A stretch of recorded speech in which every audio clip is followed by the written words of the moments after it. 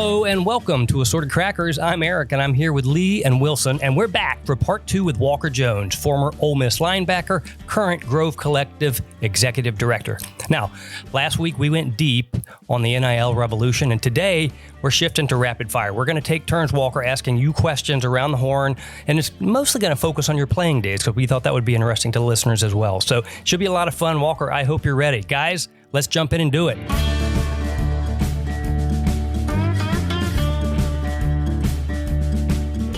Let's get a little backstory, tell us a little bit about your family, where you're from, and what's going on right now. Yes, I grew up in Jackson, Mississippi. My father played football with Archie Manning, late 60s. My mother was a cheerleader at Ole Miss. So growing up, that's all I wanted to do was play college football at Ole Miss. Yeah. That's all I knew. And I used to go to the Grove when you could pull your car into the Grove. Oh, yeah. Which how nobody was run over in all those years of driving those Volkswagen station wagons through the Grove. I might have been bumped. Yeah, I know. And we would throw the ball and just run into cars. Oh, yeah. So anyway, I grew up, my fondest memories were growing up in the Grove, and I was there the day Chucky Mullins broke his neck as a sixth grader, and seeing him literally almost die on the field. And so it was always a dream of mine to play at Ole Miss, and was very fortunate to do that, and had a brother and a sister who both went there too. So that's kind of all we've known. And yeah, it was just, it was one of those things that,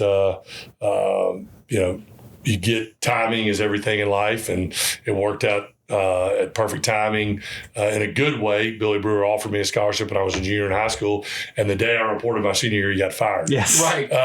So you learned about change. The last recruiting class of Billy Dog Brewer. Yeah. So I got there and didn't have a head coach, and then ended up playing for now Senator Tommy Tuberville. That's right. Which really, the fact that he's a senator truly means you can be anything you want to be in life. Yeah, I believe that. You can truly be anything. If you'd have told me that guy was going to be a senator when I was playing for him. For the state of Alabama, no less. For the state of Alabama, exactly. And he's from Arkansas. Yeah. And coached in Mississippi. Yes. But anyway, so played for Coach Tuberville, and then got into sports right out of school, and worked 13 years for Under Armour in Baltimore, Maryland in sports marketing, and got to work with a bunch of great athletes, Steph Curry, Tom Brady, Jordan Spieth, Bryce Harper, Cam Newton. I wanted to come back to your playing days. Okay. Because everyone was talking. All right. Here we go. Jeez. So you were drink some more bourbon. 4-year Wait a minute. Let's get some hot proof. We're moving down the line. You need to try some of that Booker's. Yeah. That's some. For the listeners, that's some peanut butter right there. There's some good things sitting on the table right now. We do have a nice selection tonight. Absolutely. I think Wilson's getting dry. Yeah, Wilson needs a little something. What do you want, Wilson? How about that old Carter? Okay. Oh, yeah. Thank you, Bill. All right, so Walker, 4-year Letterman, 3-year starter. Was a high school quarterback that ended up playing linebacker for 3 years. With an amazing linebacker crew, by the way. That was not necessarily the best years of Ole Miss football. Normal traditional path of a linebacker, but yes, I was a high school quarterback. What is going on with you, Toast? Playing linebacker. Yeah. So is there a game that stands out for you as a player that just really evokes memories that you still talk about? Yeah, I mean, there was a couple. I was fortunate enough to play in some really cool environments. I mean, when you play in the SEC, I mean, you go on the road and you're playing in these iconic stadiums in front of these huge brands. And I remember walking into Neyland Stadium, playing in front of 110,000 people against Peyton Manning, on CBS on a Saturday afternoon. Geez. Yeah. I mean, and we actually played them pretty good. It was a good game, and we lost, but it was a great game. But I mean, just being in that environment, playing against a Heisman Trophy candidate. He wouldn't throw at you, would he? He got me a couple times. I did get a couple hits on him, but he got me a couple times. And Peyton was so good, and they were so good. Tennessee was. They were good. They were great. Yeah. Tennessee was really good, but playing in front of those guys, and then, we beat LSU when they were third in the country. They had beaten Florida the week before, who was number 1 in the country.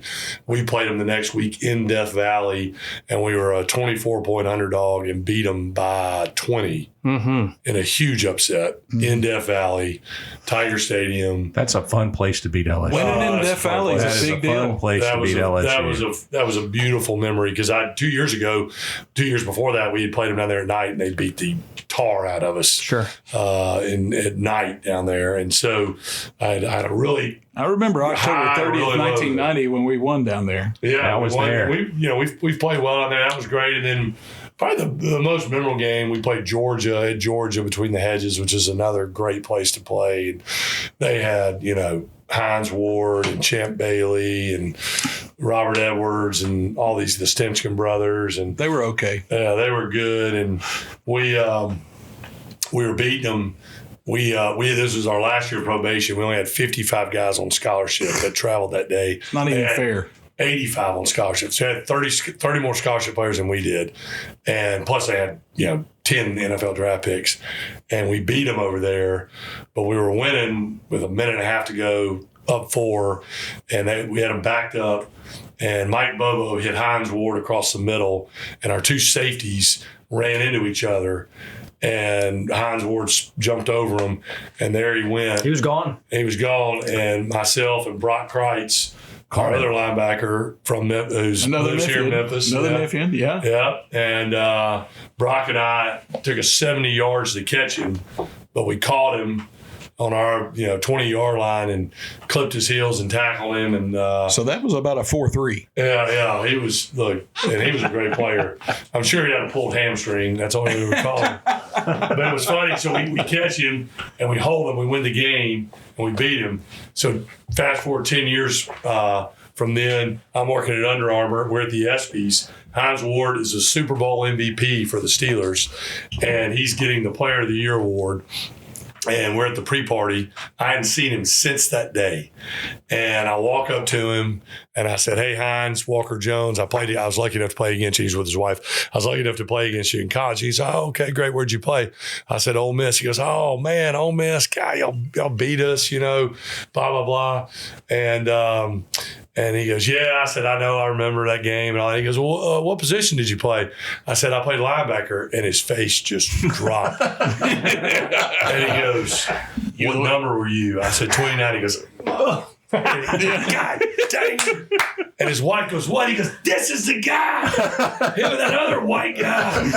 And I was like, "Yeah." I was like, I know. And so he's like, he told his wife the story. He's like, "Man, do you know how much grief I caught by getting caught by 2 white linebackers?" Yeah. I said, Linebackers. "Well, I think you've made out okay. You've certainly recovered."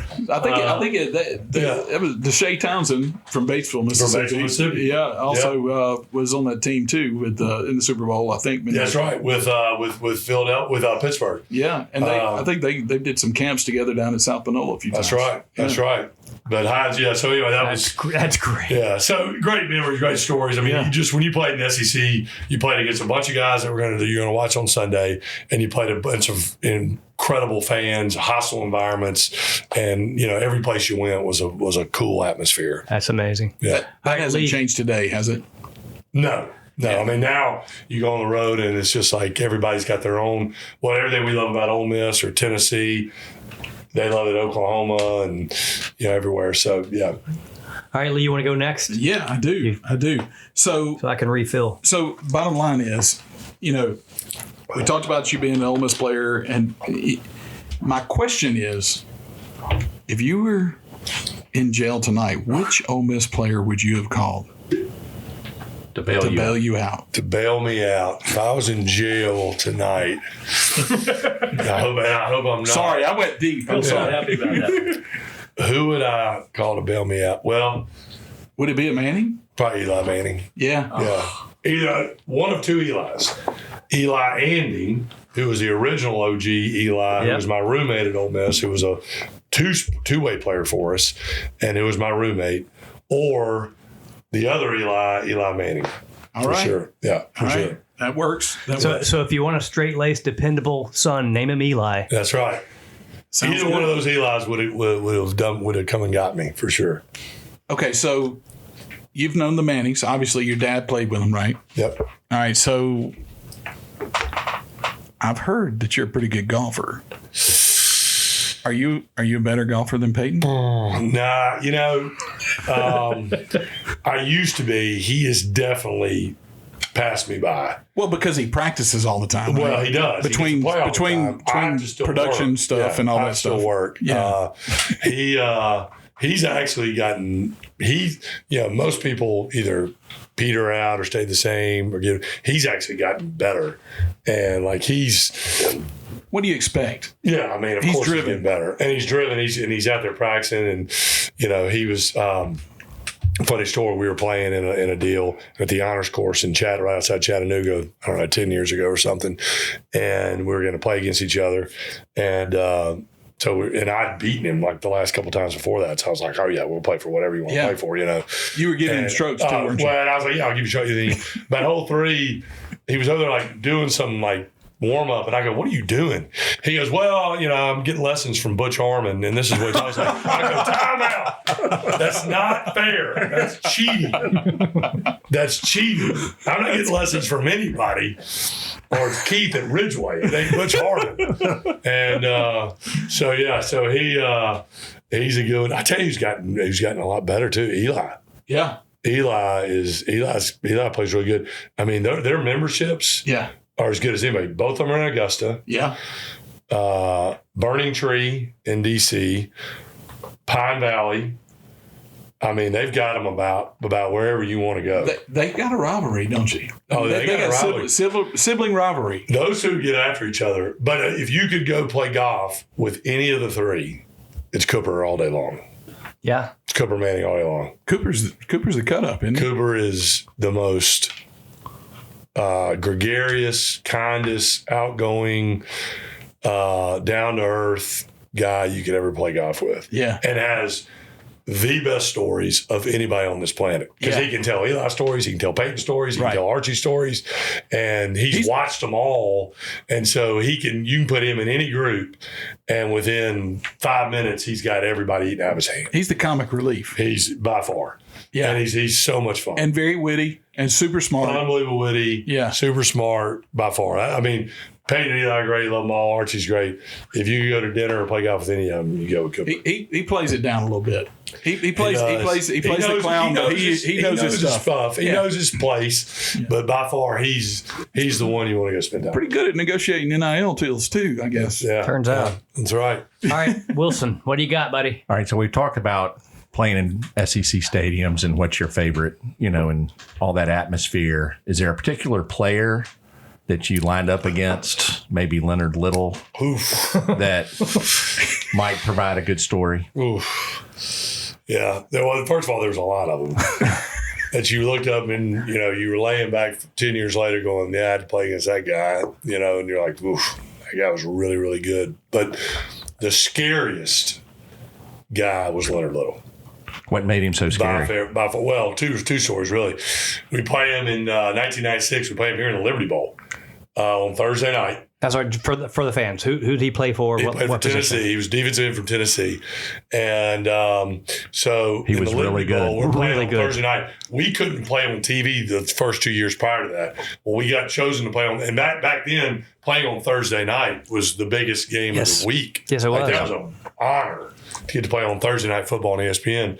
So we're playing Tennessee on Thursday night. They're obviously a lot better than we are. But we're so fired to play on TV. We love it. Sellout crowd. Just as many Tennessee fans there. It was an Ole Miss home game, but it was probably 60-40 Tennessee.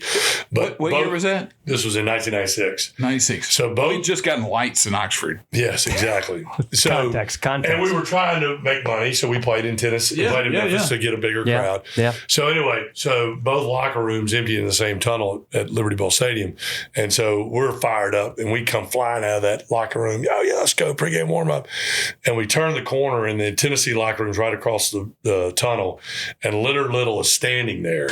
He's got his football pants on, no shirt, and he's got both arms sticking out like this, and he has two trainers rubbing baby oil on his chest and his arms. And I mean, we came around the corner and we were like, let's go. Good heavens, what is that? It's a Happy Gilmore moment. Oh my God, is that guy playing tonight? Oh my gosh. Baby oil's better than chicken grease. And I looked at our quarterback, this guy named Stuart Patrick, a friend of mine. Yeah. And I look at our He's quarterback about and I go, 5'6". good heavens, I'm so glad I'm not you. God almighty. I mean, and he was just staring at us like this. I was like, oh my gosh. So then we play him the next year, and it's Halloween week, and it's the day before Halloween or the Halloween night. Can't remember which one. And he was. And I was the end guy on the punt team. And so the kind of the up back on the line of scrimmage. And so if they went punt safe, the defensive front stays out on the field and Leonard stays out on the field. Oh, no. And I'm like, all week I'm watching film and he didn't just jog off the ball. Like he came trying to block the punt. Right. Most of those guys would kind of just, put their hand up, do all that. Not Leonard Little. No. And the whole week our special coach was like, hey, Walker, well, they go punt safe. You better lock it. This guy's coming. And I'm like, man, please don't go punt safe. Please don't go punt safe. Please don't go punt safe. Well, the first series, it's like 4th and 2. And I look over the side and they're doing fill forward. Punt safe. Punt safe. I'm like, God dang it. So I run out there and he's standing over there. And I get down in my stance and he kind of walks up to the line and he wore all this face paint back, like that, like war paint. And it was like fluorescent white or yellow, and he's getting out of his stance and he looks up at me and he goes, trick or treat, mother effer.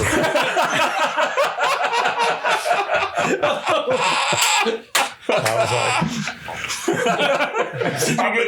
you said treat? He said trick or treat, yeah. And Nate Wayne, our other starting linebacker, is the next guy there. Nate Wayne, I had who played in the NFL for a long time. Nate was He was at Chucky Mullins too, wasn't he? That's right. Yeah. Nate Wayne.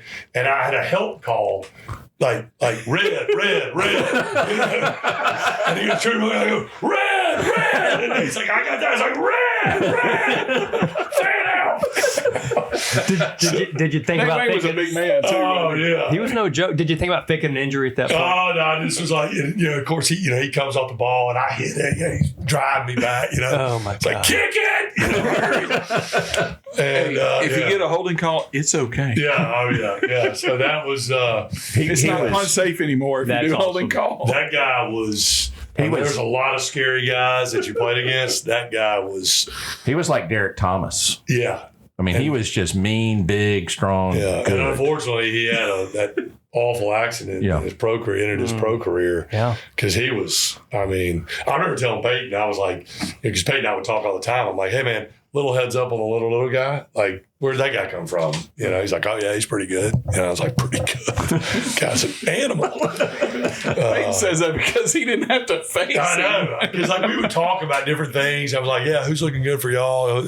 He never mentioned little. Of course not. Because he's too competitive. Yeah, of course he didn't. So, yeah.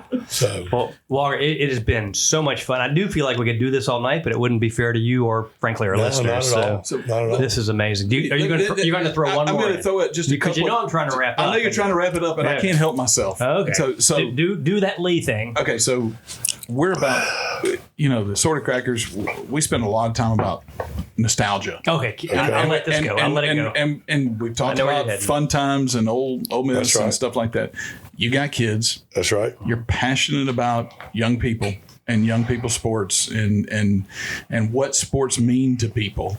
So this is a chance for you as a college athlete, as somebody who is influential with the collective, with NIL, with all the accolades and all the stuff. But what do you tell all these young athletes? Because not everybody can play in the NFL, not everybody can play college ball. But what is the most important thing? So you're talking to your grandkids and your great grandkids right now. Yeah. What do you want them to know about things?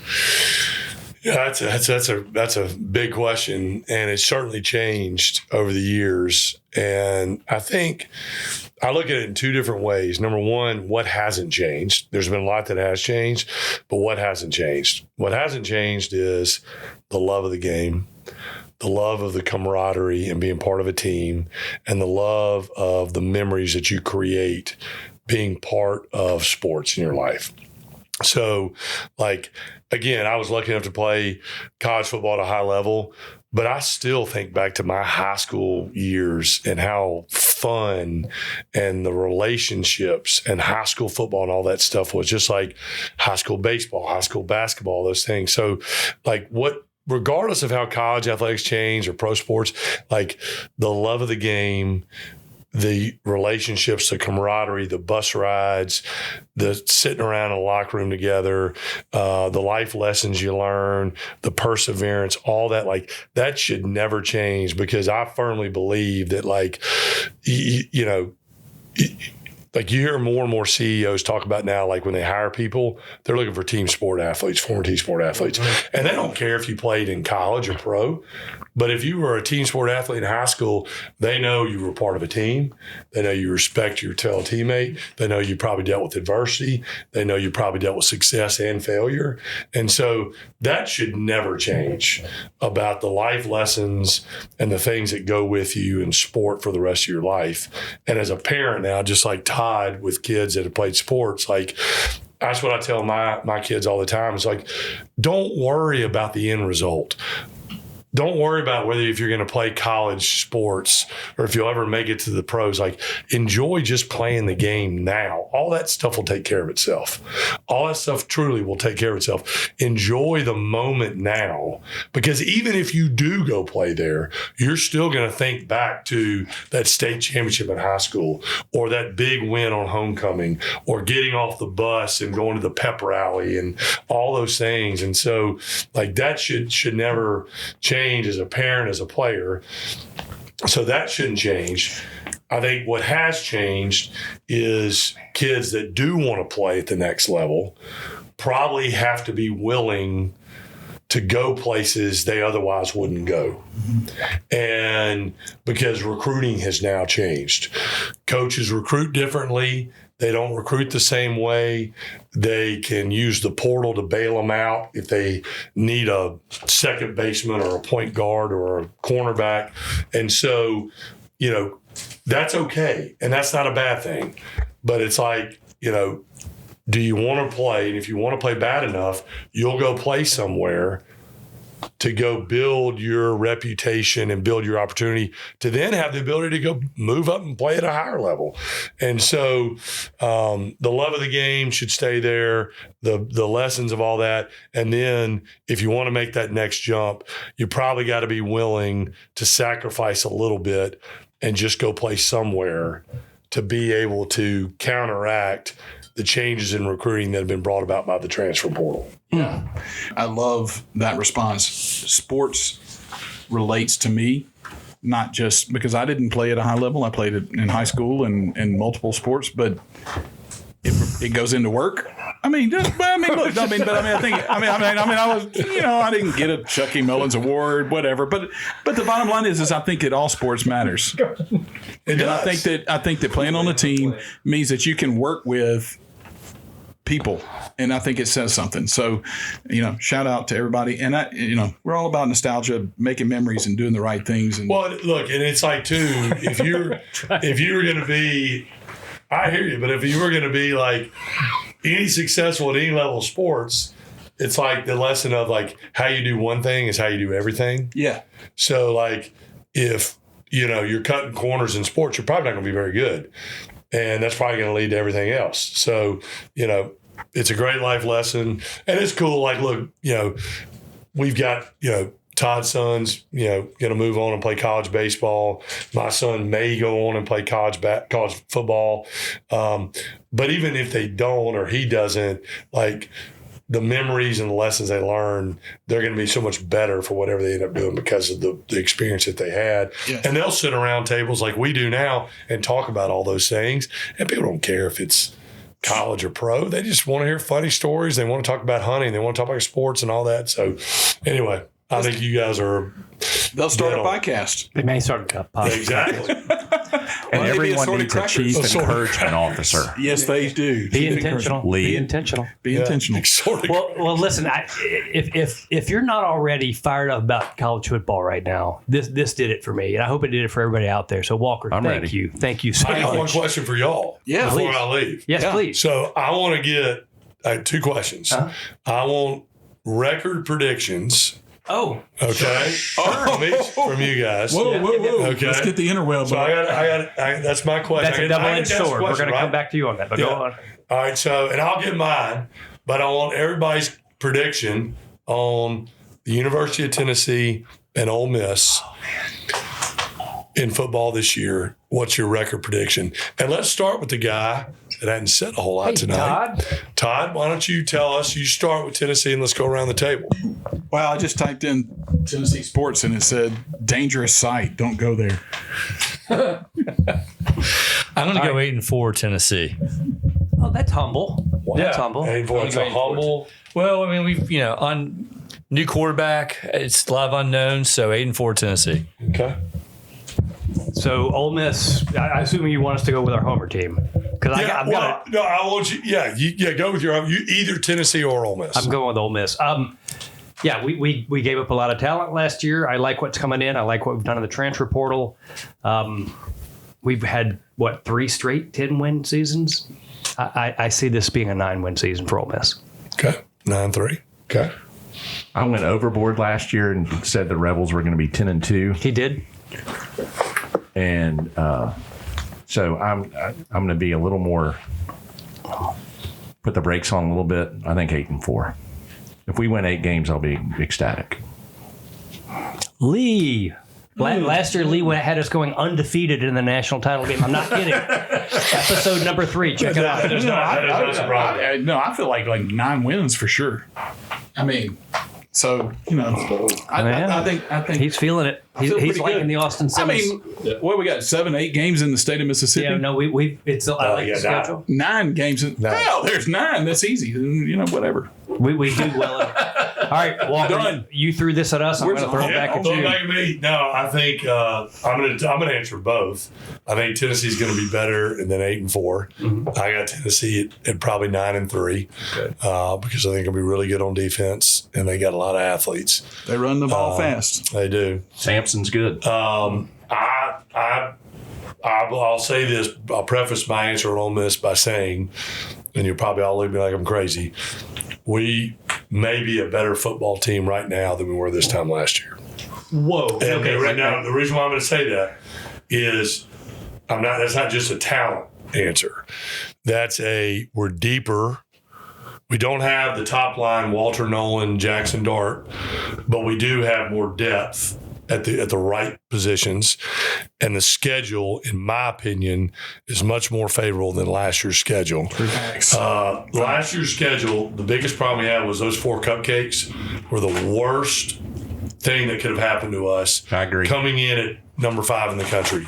And by the time we got to Kentucky, we thought we had already won the national championship and we got punched in the mouth and we never recovered. So I think our ceiling's higher because of the depth that we have at the right positions and because we have a different schedule this year. And so I've got us at 10-2. You know more than I do. I'll go with that. I love that. And again, a lot of it's going to come down to Austin Simmons and how he plays. But just watching him and knowing him, He's legit. yeah, he's a good player. He seems to have the tools. And he's got the receivers that are there. We're better on the offensive line. We'll be really good up front on defense. And, again, now we got to stay healthy and all those things, all those variables in there. But Of course. yeah. So I'm going to take the over on Tennessee and Ole Miss on this conversation. Now, you said you had 2 questions. Oh, that was it. It was Tennessee or Ole Miss. Yeah. Either or. Very good. Very good. Yeah. I love this. So So the second question I would say is, who's going to be the worst team in the SEC? Ooh.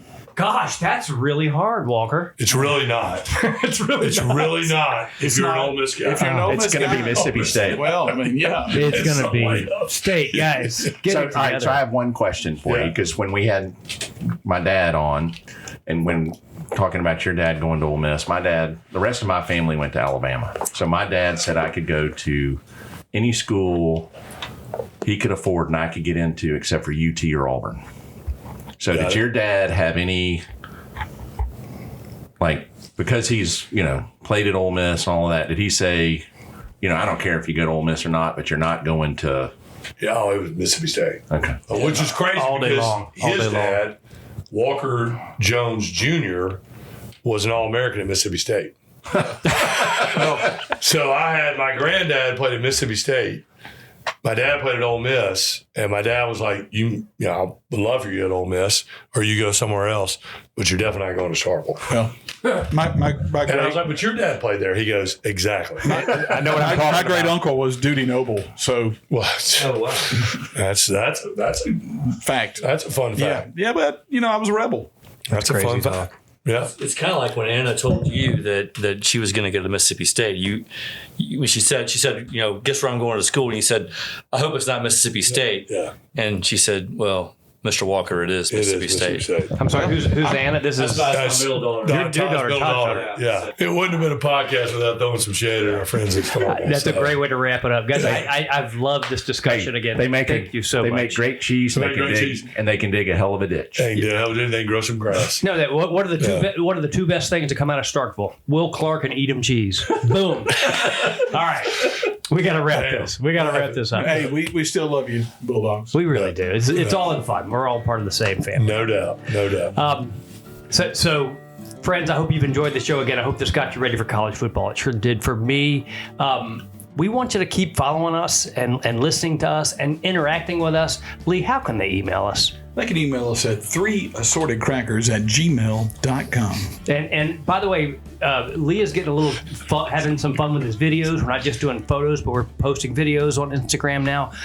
How can you find us and follow us on Instagram? At 3assortedcrackers. That's it. Find us, follow us, like us, enjoy us, and Walker. Here we go. I'm gonna Come- do come- that yeah, right now. find us- Oh, yeah. Follow us up. Yeah. Walker, one of the things, again, we're sort of targeting men sort of past that 45, 50-year mark in their life, and we want to make sure that this is the point where we're still keeping fresh, keeping sharp. And so, Wilson, what is our motto? What do we say as we wrap up these shows? Well, don't go stale, Don't go stale.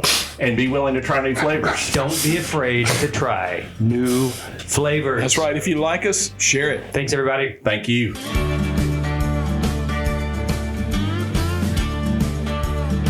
She got a full ride because she's cute. Yeah. There's that. Because they need that. Yeah. Yeah. They need some bench strength down in Starkville.